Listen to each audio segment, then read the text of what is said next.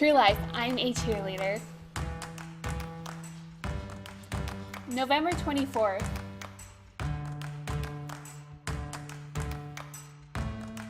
Kayla has a torn ligament on her right foot.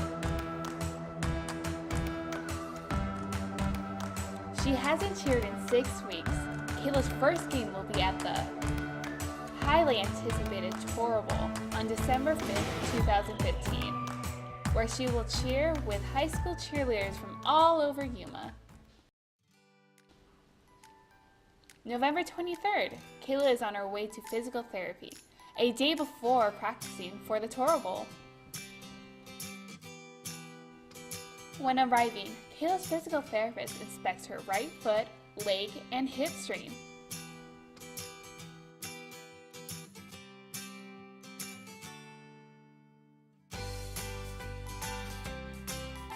During her inspection, the doctor noticed that Kayla is weaker on her right side than her left.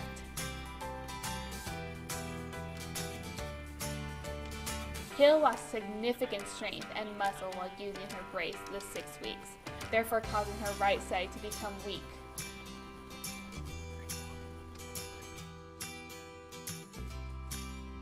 The physical therapist decides her course of treatment with the new information she discovered. Kayla will build new muscle and strength while in therapy with different exercises that she provides. Kayla will come to physical therapy sessions twice a week for the next 3 months. These exercises will help Kayla gain the muscle she lost and also help her gain new muscle.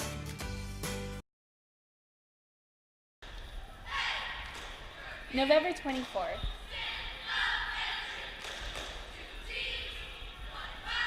Kayla's first Torable practice is a day after her physical therapy session. The first practice consists of teaching Yuma High School the Torable cheer. Since Kayla is injured, she will not be stunting during the game or during practice. Instead of being a back spotter, she will be holding up signs for the audience during the routine. While the cheerleaders are nervous about the upcoming game, they goof off between routines and enjoy each other's companies. They have formed a close bond with one another and created their own family. Even though the cheerleaders are stereotyped as the mean girls,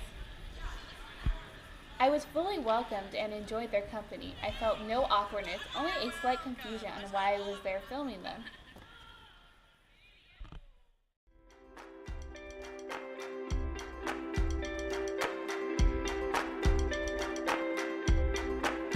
They aren't simply just glorified dancers, but athletes, and each team member respects that. Athletes go through different physical demands while they're practicing. Not only on their physical strength, but their endurance is challenged. They have to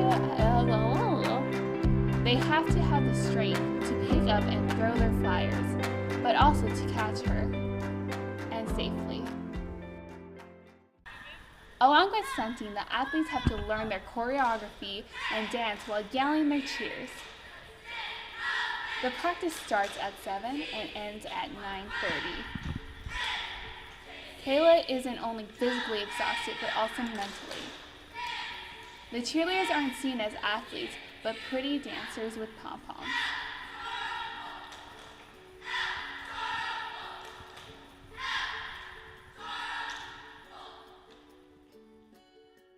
Why did you start cheering? I started cheering in middle school. I played a bunch of other sports like softball, volleyball, soccer, but nothing ever really challenged me physically as much as cheer did because it's a lot of stamina and flexibility. And I always wanted to be a cheerleader, so that's pretty much why I started. I've had an AC separation, so Not only are what connects my collarbone to my shoulder. Not only ligament, on their wrist, physical strength, so but their my collarbone endurance went is a up, challenge. So I have like a bump on my shoulder. I've had a concussion concussion, I've had a black eye, and two stress fractures, and I tore a ligament in my ankle. And for the AC separation, I was off my shoulder for a week, but I didn't really go back to a doctor because I had competition. My stress fracture and my torn ligament, I'm currently going into physical therapy, but I still cheered on my boot. Okay, yeah, I'm ready. How long have you been cheering? I've been cheering since middle school, so 7th grade, 7th, 8th, my freshman year, sophomore, junior, senior, and then my freshman year in high school, so about 7 years. Just a few things that I've collected over my cheer career. This right here is the boot that I just got off of, and I had to use the boot and I had to use the crutches. Right now, this is what I'm actually wearing when I cheer and if I'm walking around my feet a lot. So basically, it's just a brace and you lace these up and then you cross this over your ankle and cross it again and pull up and it stabilizes your ankle. This is when I had my AC separation. I was in a sling for about a week and then I just went back to cheer. These are for my hip flexors because I have really bad hips. So what you do is you strap this onto your ankle, and then right now they're 2-pound weights. Whatever, they're 2-pound weights. You strap on your ankle, and then you kick, and you just work out your hip flexors, or you sit in a straddle and you do circles with your leg. These are just pictures. This is from my freshman year in high school.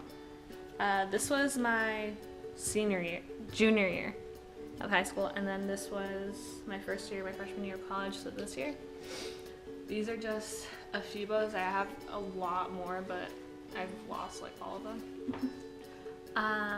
These are from high school, and then this is my current uniform from Arizona Western College. I actually have another uniform, but it's in my car, and yeah. Thank you for your time, Felix. Why do you think cheerleading is a sport? Well, from what I understand, from what I've seen, just being involved with the cheerleaders and my daughter cheerleading, being a booster club member, it's a lot of work. It's a lot of hard work. These kids practice really hard. They get injured. I think my daughter has been to the hospital as much, if not more, than my son who played football and wrestled. They put a lot of work into it, and it is very physically demanding, and it in my eyes, definitely a sport. Why do you think people think cheerleading is not a sport? I think what it is when it comes to the schools and the districts, it's because of insurance liability. I think if they consider it a sport, then they have to fund it, and right now they don't fund it. Cheerleaders' uniforms and equipment are all paid for by booster clubs and by cheerleaders raising money.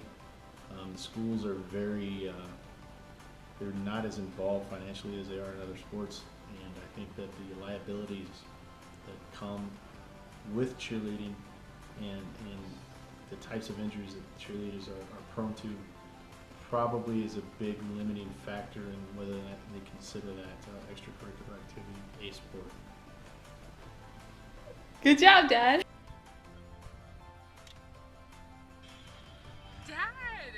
I'm trying to get Kayla looking frustrated. No, you're the one that's frustrated. Dad, I'm gonna ask her questions while we're on our way over Why are you there. gonna ask me questions in the car? Because it sets a mood. It does not set a mood. Just be quiet and then turn off that, please. Can you turn off the radio? I